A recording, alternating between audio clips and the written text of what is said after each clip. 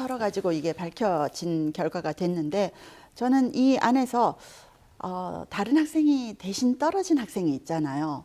그 학생의 인생은 도대체 어떻게 되는 건가 정말 분노를 맞아요. 금치 못하겠어요.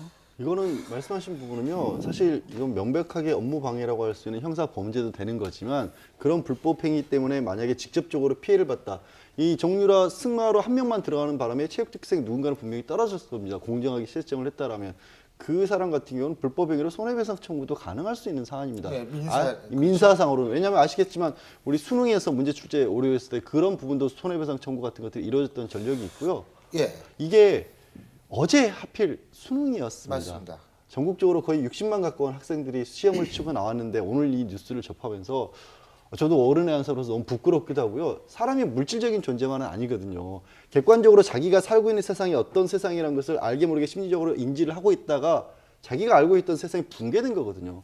이건 공황을 부르는 일입니다. 그리고 사실은 저는 뭐가 제일 가슴 아프냐면 정말 힘없고 돈 없고 빽 없고 하지만 자식 하나 잘 되라고 열심히 살아온 부모님들은 그 부모님들이 느낄 수 있는 무기력감 이건 누가 보상해 주냐는 거죠. 우리 사회에서 교육이라는 게 거의 유일하게 계층 이동을 할 수 있는 사다리잖아요. 네. 그러니까 그 사다리만큼은 정말 공정해야 되는데 맞습니다. 지금 나타난 걸 보면 그 사다리마저도 공정하지 않았다는 거니까요. 어제 수능을 본 학생들이 너무너무 화가 났을 거예요. 특히 그렇죠. 또 수능 시험 어제 또 굉장히 어려웠대요. 불수능이라고 할 만큼. 예. 그러니까 아니 누구는 쉽게 대학을 들어가고 우리는 이렇게 힘들게 공부해서 들어가야 되나 정말 화날 근데요, 만합니다. 이게 지금 금메달을 면접장에 가져갔다는 거예요. 이것도 사실 말이 안 되는 게 면접하다 보면 심지어 어떤 학생 자기가 끝에 장기 하나 보여드리고 가도 될까요? 이렇게 얘기하는 학생 있거든요. 근데 저희가 못하게 하거든요.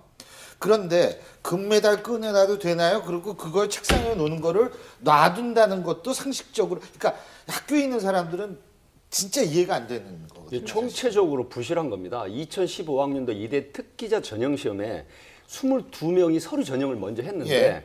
그때 이 정유라가 22명 중 이제 그 9등으로 지금 예. 돼 있거든요. 근데 이 9등보다 앞에 좋은 성적 두 사람이 탈락을 했는데 입학처장 그러니까 오늘 김창현 교육부 감사관이 공식적으로 발표를 했어요.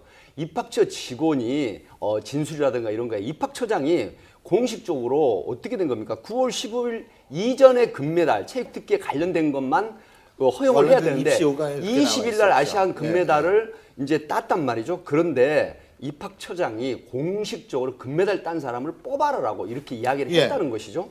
이렇게 되면은 결국 두 학생이 이걸로 해서 탈락을 했다. 이런 결과인데 정말 너무 안타깝고 이 두 학생을 어떻게 합니까? 근데 사실은 뭐 많은 시청자분들이 걱정하실까 봐 제가 말씀드리는데요. 일반적인 경우에 교수들이 면접에 들어갈 때는요. 보통 뭐 3명, 4명이 일조로 돼서 들어가는데 한 사람이라도 이렇게 눈을 감고 학생의 얘기를 듣잖아요. 그럼 요새 학생들 단박에 교육부 게시판에 올립니다. 교수 하나가 졸면서 면접했다. 그러면 4명이 다 진술서 쓰고 다 경위서 다 이렇게 돼야 되거든요. 그래서 정신 바짝 차리고 있습니다. 이런 경우는 그래서 이 경우가 참 의심이 더 가는 거예요. 이게 도대체 누가 그렇죠. 사실은 오늘 뭐 지금 교육부 감사에 의하면 지금 정유라 씨가 특혜 부정 입학을 했고 또 학사 관리도 상당히 그 이대에서 상당한 특별 대우를 해줬다는 게 명명백백하게 밝혀졌는데 문제는 그러면 왜 이대가 정유라 씨에게 특혜를 줬느냐? 그 부분에 대해서는 교육부 감사가 밝혀내지를 못했어요. 지금 사실 어떻게 따지고 보면 지금 여러 가지 최순실 씨의 의혹들을 만약에 지금 비교해서 본다고 한다면 아마 최순실 씨 딸 정유라 씨의 부정입학 이 과정이 예를 들면 최순실 씨가 청와대에 부탁을 하고 청와대가 교육부에 부탁하고 교육부가 이대에다 압력을 행사하는 그 고리가 됐든지 또 하나의 고리는 이 지금 최순실 씨와 우병우 장모 그리고 우병우 전 민정수석의 장모가 이대에 거액의 또 기부를 하고 또 최순실 씨와 우병우 전 수석의 장모가 하고 이대의 관계자가 같이 또 골프장에 골프를 친 그런 여러 가지 고리들에 대해서 사실은 지금 교육부가 밝혀내지를 못한 거죠. 이런 부분에 대해서는 아마 검찰이 수사를 할 수밖에 없는 상황인데요. 사실 지금 이런 거대한 비리가 일어날 수 있는 이 메커니즘, 그 고리를 제대로 밝히는 것이 나머지 남은 하나의 숙제가 아닌가 생각해요. 이게요. 지금 이제 입시비로 얘기 학사부정 잠깐 말씀하셨는데 학사관 이거는 참 기가 막힌 게 과제를 안 냈으니까 아주 너무 그 제자를 사랑하시는 교수님이야. 그렇지 않습니까? 자기가 직접 악세사례 같은 걸 내 가지고 성적을 줬다는 거는 참 정말 아니 너무 부끄러운 일이에요. 교수님들 두 분 계시지만 정말로 학생들을 많이 더 사랑해 주셔야겠어요. 시험도 안 시험도 안 쳤는데도 쳤는데. 성적표가 들어가 있고 아예 출강 안 했는데도 다 출석은 인정해냈고 그다음에 이미 처음에 의혹 제기됐을 때 보면은 이메일로 숙제 내면 아이고 숙제 주셨어요 하면서 감사하단 말을 줄줄이 이렇게 이어가면서 교수님들이 하다 보니까 이대를 지금 다니고 있는 학생과 졸업한 학생들의 그 자괴감 그래도 명문 역사가 대한민국의 역사와 전통을 자랑하는 명문이었는데 이렇게 붕괴가 돼버렸고 더 실질적으로 이미 재정 지원도 삭감이 되기 시작했지 않습니까? 그러면 이대에 재학 중인 학생들은 또 직접 피해를 보는 건 학생들이고 성실하게 일했던 교수진들이 또 피해를 보는 거예요. 재정 지원에서도. 그러니까 오늘 교육부 발표에서 이때까지 의혹으로 나왔던 사실 외에 우리가 모르던 것도 또 나왔지 않습니까? 교수가 대신 숙제를 해줬다던가 시험을 안 본 정유라 학생의 답안지가 있다던가 그런 건 정말 상상할 아니, 수 진짜 없는 있잖아요. 일이잖아요. 그건 말이 안 되는 얘기예요. 네. 사실은. 그런데 저는 이런 생각을 해봐요. 이게 그러니까 윗선이 있다는 거예요. 예, 이게 교육농단이다 이렇게 하면서 학교가 마치 피해자인 것처럼 얘기를 하고 교육부 발표에서 교육부는 예. 아무 관계 없는 제3자처럼 얘기하는데 저는 그게 아닐 거라는 생각이 들어요. 왜냐하면 교수가 개인적으로 특혜받은 부분도 있더라고요. 어떤 교수는 뭐 55억짜리 프로젝트를 받은 사람도 있고 그런데 학교 차원에서도 예. 이화여대가 8개 주요한 대학 사업을 다 받았단 말이에요. 예. 그런 8개를 다 받은 대학이 없습니다. 그런데 교육부가 예. 오늘 발표를 할 때 이렇게 얘기를 했어요. 뭐 교수들이 프로젝트를 받는 과정에서는 별 문제가 없다라고 얘기를 했거든요. 어떻게 이게 별 문제가 없을 수가 있죠? 그런 점에서 교육부가 무관하지 않다는 것을 좀 보여주는 것 같고 저는 이 얘기를 하고 싶어요. 교육부의 전체 예산이 내년도 예산이 60조입니다. 근데 그중에서 46조는 초, 중, 등 교육에 다 쓰이는 네. 것이고 대학 교육이나 이런 고등 교육에는 한 9조 정도이거든요. 예. 9조도 큰 돈이지만 예. 전체 60조 중에는 작습니다. 그래서 교육부가 대학에 대해서 사업을 주면서 돈을 주면서 대학을 쥐고 있잖아요. 예. 그런 면에서 이화여대가 교육부에서 이 많은 사업을 따기 위해서 무언가 커넥션이 있을 수도 있다는 생각이 드는 거예요. 개인 비리가 아니라 어떤 조직적인 시스템 비리일 수 있다. 바로 저는 이렇게 그렇기 봅니다. 때문에 이제 검찰의 수사가 필요한데 자, 이 정유라뿐만이 아니에요. 오늘 오후에 도곡동에서 장시호가 체포가 됐습니다. 체포가 됐는데 지금 국민의당 송기석 의원은 이 장시호의 연대 입학 의혹도 제기하고 있는 상태 아니에요? 그죠? 그렇습니다.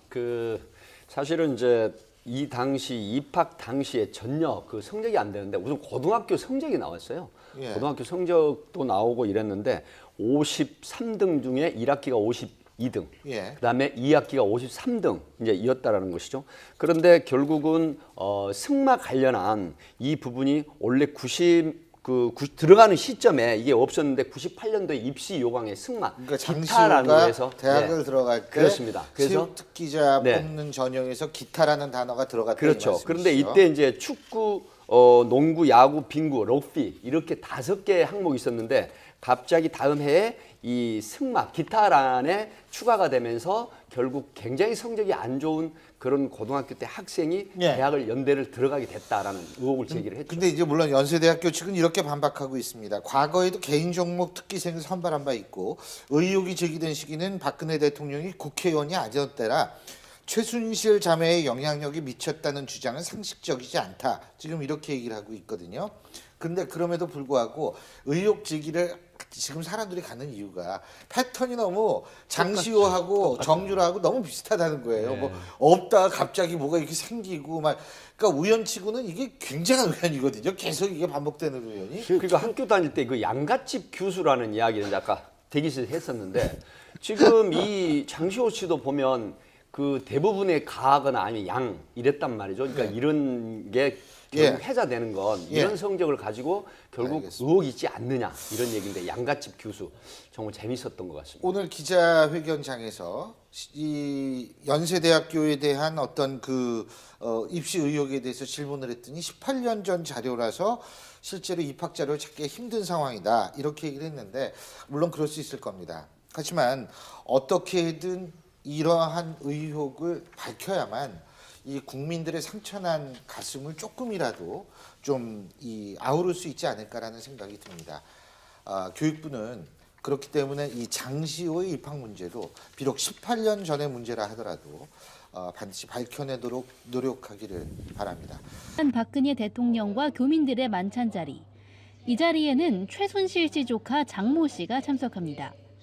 청와대 지시로 만찬 명단에 뒤늦게 포함된 것으로 알려지면서 특혜 의혹이 불거졌습니다. 하지만 이뿐만이 아니었습니다. 박 대통령은 이 호텔에서 교민들과 만찬을 가진 뒤 장 씨와 인사특혜 의혹이 불거진 전대주 전 대사를 따로 불러 이야기를 나눈 것으로 전해졌습니다. 며칠 뒤 장 씨는 변호인들과 만나 정부 자금을 지원받는 구체적인 방법을 논의합니다. 박 대통령이 먼저 장 씨에게 무엇을 지원해주면 좋겠느냐고 물었고 장 씨는 로봇 교육 사업 자금 명목으로 300만 달러, 35억 원 정도가 필요하다고 말했다고 한 변호사가 전했습니다. 지원 방식은 정부가 개발도상국에 자금을 지원해주는 제도인 ODA가 거론됐습니다. 박근혜 대통령이 뭘 좀 도와줄 게 없느냐. 로봇 교육을 하는 그런 교육 프로그램을 베트남 청소년들을 위해서 만들었으면 좋겠다. 약 비용이 한 300만 불 정도 드니 그것을 ODA 차관으로 이렇게 말씀을 드렸더니 지원해 주겠다. ODA는 정부기관 사이에서 이루어지는 원조제도로 외교부 주관으로 총리와 관계부처 장관 등이 조정, 심의를 거쳐 운영되는 제도입니다. 그런데도 함께 있었던 전대주 전 대사도 적극적인 지원 의사를 밝혔던 것으로 전해졌습니다. 그 자리에 전대주 대사도 있었고 전대주 대사가 우리도 적극적으로 협력해서 이익이 되도록 하겠다 이렇게 했다는 거예요. 이에 대해 장 씨는 자금 지원에 대한 논의가 있었지만 결국 받지 못했다고 해명했습니다. 차관 같은 거를 따로 받기로 했다. 아니 아무것도 저는 받은 게 없다니까요 결론은. 하지만 대통령이 외국 순방 기간 최순실 씨 조카를 따로 만나 정부 자금 지원을 논의했다는 것만으로도 특혜라는 지적이 나옵니다. 특히 정부 자금인 ODA 지원 문제가 구체적으로 거론된 만큼 이에 대한 정부 차원의 해명도 필요해 보입니다. 베트남 호찌민시에서 YTN 차유정입니다.